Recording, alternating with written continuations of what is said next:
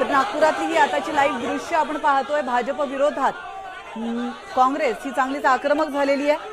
तर नागपूरमध्ये युवक काँग्रेसने आंदोलन पुकारलेलं आहे। दिल्लीतील काँग्रेस पदाधिकाऱ्यांच्या अटकेचा निषेध नोंदवत काँग्रेस पदाधिकारी हे नागपूरमध्ये चांगलेच आक्रमक झालेले। मोठ्या संख्येने काँग्रेस कार्यकर्ते आणि पदाधिकारी हे भाजप विरोधात घोषणा देताना पाहायला मिळतात।